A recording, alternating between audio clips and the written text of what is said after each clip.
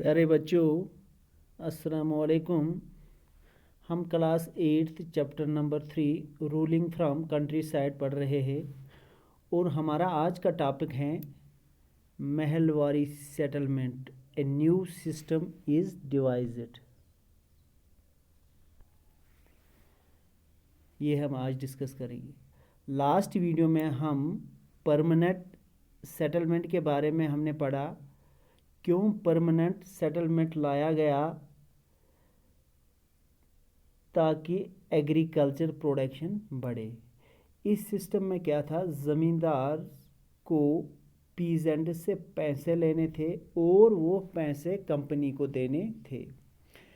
एक fixed amount Britishers को देना था, ईस्ट इंडिया कंपनी को देना था, और बाकी पैसा ज़मींदार अपने पास रख सकते थे।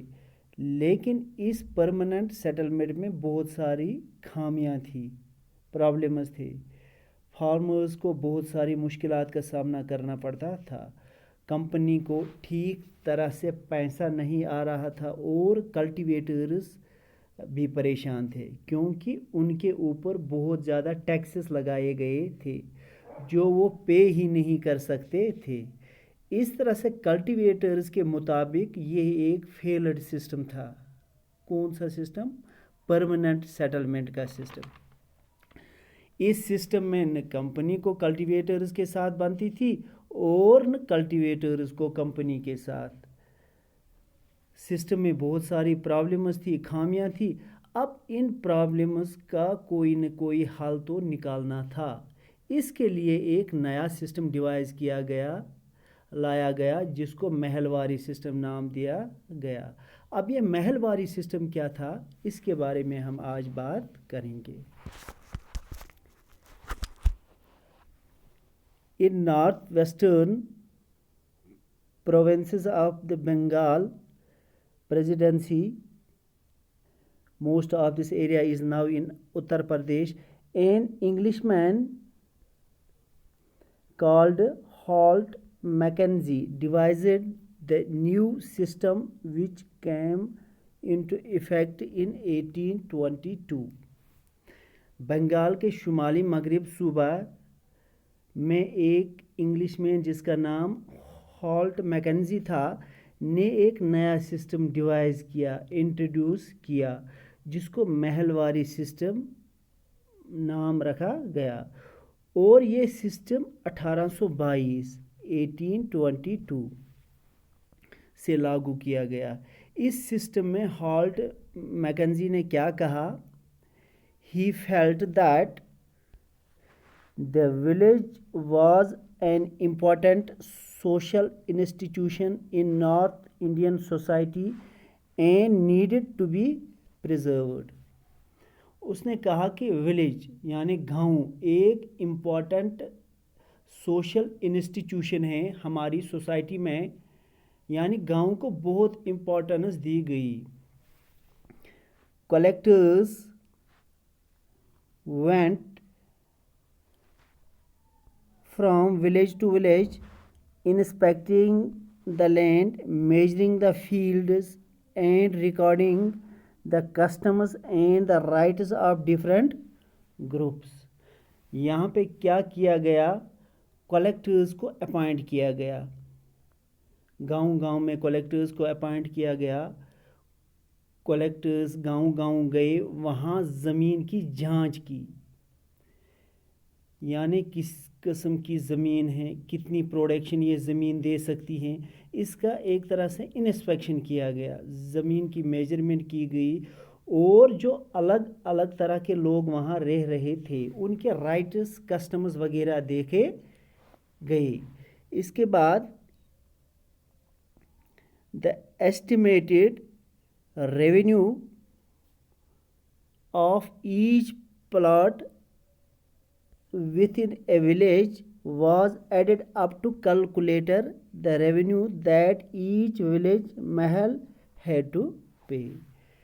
यहाँ अब अलग अलग किसानों से रेवेन्यू नहीं वसूल किया जाने लगा जैसा कि परमानेंट सेटलमेंट में था, बल्कि यहाँ पूरे विलेज का, पूरे गांव का एस्टिमेट किया गया, पूरे गांव का एस्टिमेट करके एक असेसमेंट किया गया कि किस किसान के पास कितनी ज़मीन है और इससे कितना टैक्स देना होगा।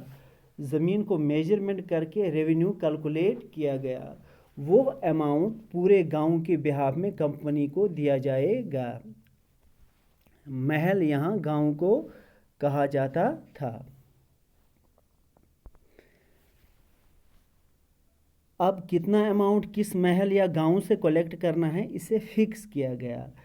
This demand was to be revised periodically not permanently fixed.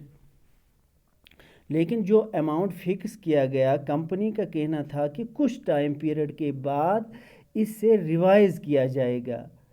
उन्होंने सोचा कि अगर कल फार्मर्स की इनकम बढ़ती है तो हमें वही पैसा मिलेगा जो हमने फिक्स किया होगा, इसलिए इन्होंने ये ऑप्शन भी रखा कि अमाउंट को हम फिक्स करेंगे, यानी एक गांव को कितना अमाउंट देना होगा, दूसरे को कितना देना होगा, ये हम फिक्स करेंगे। लेकिन हमेशा के लिए ये फिक्स अमाउंट ही नहीं रहेगा, जब हम चाहेंगे हम इसे रिवाइज भी कर सकते हैं, यानी बढ़ा भी सकते हैं, चेंज भी कर सकते हैं। परमानेंट सेटलमेंट में जो था हमेशा के लिए फिक्स, यहाँ ऐसा नहीं किया गया। The charge of collecting the revenue and paying it to the company was given to the village headman rather than the zamindar.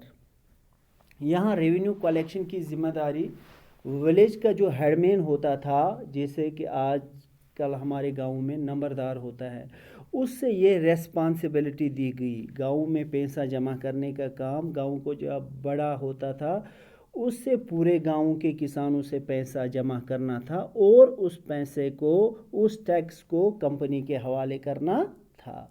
यहाँ ज़मींदार को इससे अलग किया गया। अगर आपको याद होगा परमानेंट सेटलमेंट में हमने क्या पढ़ा था, परमानेंट सेटलमेंट में इन्होंने ज़मींदार को ये रेस्पॉन्सिबिलिटी दी थी, मगर यहाँ पर महलवारी सिस्टम में इन्होंने ये रेस्पॉन्सिबिलिटी विलेज के हेडमैन को दी। वो लोगों से पैसा वसूल करके कंपनी को उसको देने थे। उससे ये जिम्मेवारी सौंपी गई। उसे पूरे गांव के किसानों से टैक्स वसूल करना था और उसे कंपनी को देना था। ये था महलवारी सेटलमेंट के बारे में। मुझे उम्मीद है कि आपको समझ आया होगा और यहीं पे हमारा आज का टॉपिक कंक्लूड होता है। कल हम इसी चैप्टर का एक और टॉपिक डिस्कस करेंगे। खुदा हाफ़िज़।